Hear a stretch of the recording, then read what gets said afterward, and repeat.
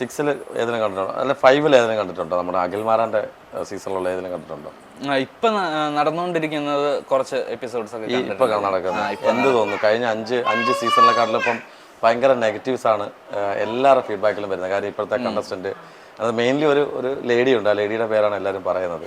അതിനകത്ത് അതിനെക്കുറിച്ച് എന്തെങ്കിലും അമ്മയുടെ അടുത്ത് ചിലപ്പോൾ നല്ലോണം അറിയായിരിക്കാം അമ്മയ്ക്കല്ലേ? അമ്മ എപ്പോഴും കാണുന്ന ആളായതുകൊണ്ട് അതല്ലേ അമ്മയ്ക്ക് അറിയാൻ പറ്റും. എങ്കിലും ഞാൻ ഇടയ്ക്കൊക്കെ കണ്ടിട്ടുള്ളതുകൊണ്ട് എനിക്ക് തോന്നുന്നത് ഫുൾ എന്താ പറയാ ഒരു കണ്ടന്റ് ക്രിയേറ്റ് ചെയ്യാൻ വേണ്ടി മാത്രം ഇഷ്യൂസ് ഉണ്ടാക്കുന്ന ഒരു സിറ്റുവേഷൻ ആയിട്ടാണ് എനിക്ക് ഫീൽ ക്രിയേറ്റിവിറ്റി തോന്നുന്നുണ്ടല്ലേ? അതായത് ഒരു വെറും കണ്ടന്റ് കിട്ടാൻ വേണ്ടി മാത്രം ചെയ്യുന്ന ഒരു കാര്യമായിട്ടാണ് ചിലപ്പം ഫീൽ ചെയ്യാറുണ്ട്. ബട്ട് എന്നാലും എല്ലാവരും പഴയ കണ്ടസ്റ്റൻസിനെക്കാട്ടിലും ഒക്കെ ഭയങ്കര ആക്റ്റീവ് ആണ്. അല്ല, അതിനകത്ത് ലാലേട്ട ഒരു കാര്യം പറയുന്നുണ്ട്, എല്ലാം കളി മാറും, ഇത് വെറൈറ്റി രീതിയിലാണ് വരുന്നത്. പക്ഷെ എല്ലാവരും പവർ പാക്കായിട്ട് അതിനകത്ത് കയറിയിരിക്കുന്നത്. ഇപ്പൊ 6 പേര് കയറിയിട്ടുണ്ട്. അപ്പം 7ാമതൊരാളൂടെ ചിലപ്പം അതിനകത്ത് എൻ്റർ ആവും എന്നൊക്കെ ഉള്ളൊരു സംഭവമുണ്ട്. അപ്പം 7ാമത് ചിലപ്പം യുവയാണോ കയറാൻ പോകുന്നത്? ഞാനല്ല, വൈൽഡ് കാർഡിൽ ഞാനല്ല എന്തായാലും. കാര്യം എന്ന് വെച്ചാല് ഇപ്പൊ ഓൾറെഡി ഒരു പുതിയൊരു പ്രൊജക്ട് സ്റ്റാർട്ട് ചെയ്യാൻ പോകുന്നതുകൊണ്ട് അതിലേക്ക് പോകാനുള്ളൊരു അവൈലബിലിറ്റി ഇല്ല. അതിലിപ്പം അടുത്ത കയറാൻ പോലെ ഏഷ്യാനെറ്റിൽ തന്നെ എനിക്കൊന്ന് അവർ തന്നെ പ്രിഫർ ചെയ്യുമെന്ന് തോന്നുന്നു. ഇപ്പോൾ ഈ ഒരു സീരിയൽസ് പോയിക്കൊണ്ടിരിക്കുന്ന സമയത്ത് ഏതെങ്കിലും ഒരു സീസണിൽ യുവയെ പോലുള്ള ആളിന് ആവശ്യമുണ്ടെങ്കിൽ ഉറപ്പായിട്ട് അവർ തന്നെ അതിനകത്ത് പോകാൻ പറയായിരിക്കും ഏഷ്യാനെറ്റിൽ അല്ലേ? അപ്പോഴും പോവും. അങ്ങനെ വിളിക്കുകയാണ്, വേറെ തടസ്സങ്ങളൊന്നും ഇല്ലാന്നുണ്ടെങ്കിൽ എനിക്ക് പോകാൻ താല്പര്യം തന്നെയാണ്. അപ്പോൾ ആൻറ്റി അടുത്ത് ചോദിക്കണം, ആൻറ്റി ഈ ബിഗ് ബോസേ ഇപ്പോൾ കണ്ടോണ്ടിരിക്കുമ്പോൾ യുവ ഇനി അതിനകത്ത് കയറണമെന്ന് ആഗ്രഹമുണ്ടോ? ഉണ്ടോ? അതിനകത്ത് കയറുമ്പോൾ നമ്മുടെ എല്ലാ കാര്യങ്ങളും പറയേണ്ടി വരും, യഥാർത്ഥ സ്വഭാവം കാണിക്കേണ്ടി വരും. അപ്പോഴോ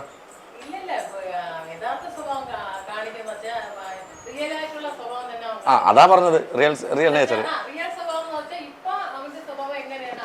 കാണിക്കുക. അപ്പോൾ നല്ല സപ്പോർട്ട് തന്നെ കേട്ടോ. അപ്പോൾ അത് ഓരോ കണ്ടന്റാണ് അതിനകത്തൊക്കെ വരുന്നതെല്ലാം തന്നെ. പക്ഷെ എല്ലാവർക്കും ഓരോരുത്തർക്കും ഓരോ നമ്മുടെ വിധി എന്ന് പറയുന്ന പോലെ വരുന്നത്. ഇപ്പോൾ കയറിയവരെ ആരെയും അത്ര സുപരിചിതരല്ല കയറിയിരിക്കുന്നത്. യമുന ചേച്ചിയെ എല്ലാവർക്കും അറിയാം, അതുപോലെ തന്നെ പിന്നെ അങ്ങനെ 3-4 പേരേ ഉള്ളൂ, ഋഷി. പക്ഷെ ബാക്കി എല്ലാവരും പുതിയ ആൾക്കാരാണ്.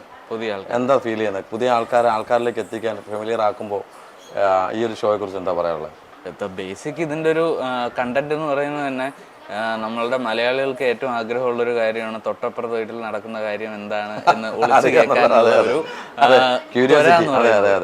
അപ്പൊ അത് ബേസ് ചെയ്തിട്ടാണ് ഇപ്പൊ നമ്മുടെ മലയാളം സീരിയൽസ് ആണെങ്കിലും ഇതുപോലത്തുള്ള ഷോസ് ആണെങ്കിലും എല്ലാം ഇത്രയും ഹൈപ്പിലേക്ക് എത്തുന്നത് അതുകൊണ്ട് തന്നെയാണ്. അപ്പോ പുതിയ ആൾക്കാർ കയറി കഴിഞ്ഞാലും പ്രശ്നമൊന്നുമില്ല. അവരുടെ എന്താണ് അവരുടെ എന്തൊക്കെയാണ് രഹസ്യങ്ങൾ, അവരെന്തൊക്കെ സംസാരിക്കുന്നു, എന്തൊക്കെ അവര് റിവീൽ ചെയ്യുന്നു, അതെല്ലാം കേൾക്കാൻ എപ്പോഴും ക്യൂറിയസ് ആയിരിക്കും. മറ്റുള്ളവരുടെ സ്വഭാവം അറിയാനായിട്ട് മോള് തകർക്കാണ് ഇവിടെ. നമ്മൾ ഒന്നും മൈൻഡ് ചെയ്യുന്നില്ല, നമ്മൾ ഇന്റർവ്യൂവിൽ നിന്നിരിക്കും. ഇത് കുട്ടികളുടെ ഇന്റർവ്യൂ ഞാൻ ഓൾറെഡി പറഞ്ഞു കഴിഞ്ഞാൽ അവരിങ്ങനെ കളിച്ച് കിടക്കും, ഉറക്കം എണീറ്റിരിക്കുക അവരൊക്കെ. അപ്പോൾ ഈ നമുക്ക് ബിഗ് ബോസിന് മാറ്റി വയ്ക്കുകയാണ്. ഇപ്പം യുവയുടെ ലൈഫിലേക്ക് വരികയാണെങ്കിൽ ഇപ്പം കഴിഞ്ഞൊരു 4-5 വർഷമായിട്ട് യുവതരംഗം എന്ന് പറയുന്ന പോലെ തന്നെ പോയിക്കൊണ്ടിരിക്കുക. സീരിയൽസിൽ നിന്ന് വിട്ടുമാറാൻ നിൽക്കുകയാണ്. അപ്പോൾ അടുത്ത സീരിയലിലേക്ക് പോകാൻ പോകുന്നു. അപ്പോൾ ഈ സീരിയൽ മാറി സിനിമയിലേക്കുള്ള ചിന്ത ഈ വർഷം ഉണ്ടെന്നും പറഞ്ഞിട്ടുണ്ട്.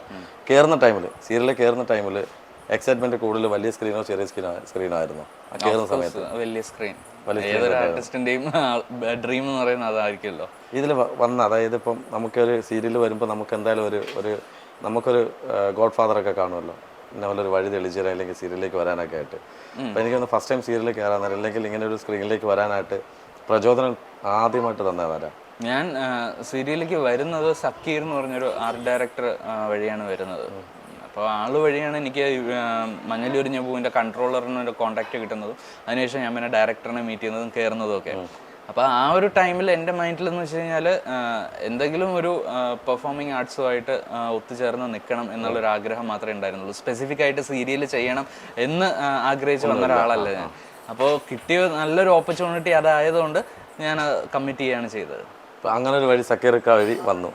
ഇപ്പം എം ബി എ കംപ്ലീറ്റ് ചെയ്ത് കഴിഞ്ഞു. എന്നിട്ട് ഇപ്പം മെന്റലിസം നന്നായിട്ട് ചെയ്യുന്നുണ്ട്. ഈ മെന്റലിസം സ്റ്റേജുകളിൽ ചെയ്തിട്ടുണ്ട്. അതായത് ഇപ്പം നമ്മൾ അധികം എസ്റ്റാബ്ലിഷ് ആവുന്നതിന് മുമ്പ് നമ്മൾ സ്റ്റേജുകളിൽ ചെയ്തിട്ടുണ്ടോ? ഞാനിവിടെ മാജിക് പ്ലാനറ്റ് ഉണ്ടല്ലോ കഴക്കൂട്ടം, അവിടെ ഞാനൊരു 4 years ഇല്യൂഷനിസ്റ്റ് ആയിട്ട് വർക്ക് ചെയ്തിട്ടുണ്ടായിരുന്നു, പെർഫോം ചെയ്തിട്ടുണ്ടായിരുന്നു.